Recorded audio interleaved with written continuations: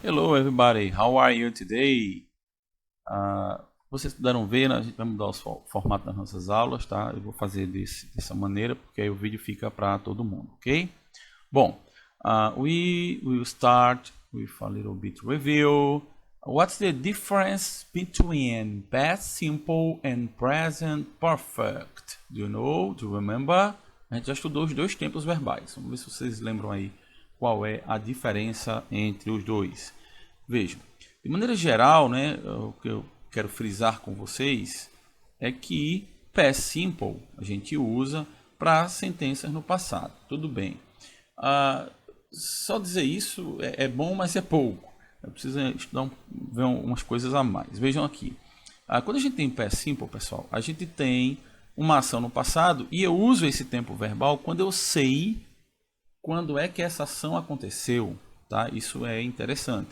For example, Princess Isabel proclaimed the abolition of slavery in Brazil in 1888. Vejam aqui, né, eu tenho em uma data, na verdade, né, 1888, e nesse tempo aqui é quando nós temos a abolição no Brasil, tá certo? Então o que acontece aqui? Eu tenho data, pessoal. Eu tenho um tempo, quando foi que essa ação happened, quando essa ação aconteceu. E aí é preferencial que eu use aqui, claro, o past simple, porque eu estou falando de uma ação que estava lá no passado, aconteceu, acabou, tá? Vamos ver aqui um outro exemplo. Peloso taught math to Maria Auxiliadora when she was a baby. É, meu filho, Peloso é antigo. Vejam só, quando ela era uma bebê, é o tempo. Eu não preciso ter data específica. Eu tenho um tempo. Quando foi que o Peluso começou a ensinar matemática? Quando Maria Auxiliadora nem era nome de escola, era um bebê ainda e Peluso já estava ensinando aí. Então veja, eu tenho aqui one expression that has the idea of the past time. Então é uma ação que não tem um tempo, mas tem uma ideia de tempo aqui, né? No momento em que ela era uma bebê, e então você vai ver que a gente usa o past simple para falar de coisas no passado, quando eu tenho essa previsibilidade, tá? Vejam outro exemplo aqui. I studied English yesterday. Realmente, eu sei que todo mundo fez isso ontem, tá? Por isso que eu coloquei esse exemplo aqui, para agraciar vocês. Então vejam, ontem eu estudei inglês. Então ontem, não é? É um marcador também de tempo. Percebam agora os verbos, ok? Proclaimed, taught, because it's a irregular verb, and studied, ok? Então, temos aqui o exemplo de três verbos, ou melhor, três sentenças que estão no past simple. E agora, tudo bem, aí acho que é uma revisão legal, todo mundo já sabe do que eu estou falando. Sim, teacher, e daí? E daí que a gente precisa entender quando a gente usa past simple e quando a gente usa present perfect. Por quê? Simples demais.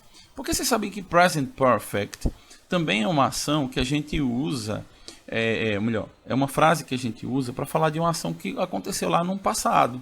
Tá? Aconteceu no passado. E essa ação, às vezes, geralmente tem uma consequência nos dias atuais e tal, mas é uma ação que começou antes também no passado.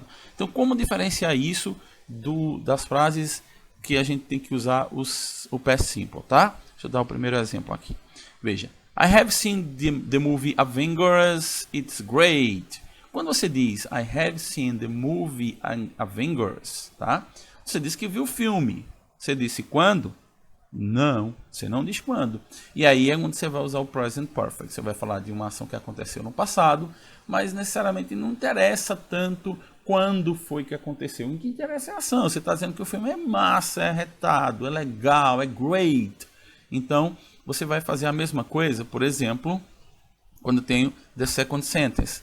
Teacher Everton has become a father. Everton tornou-se pai. Eu disse quando foi, eu não disse quando foi, tá?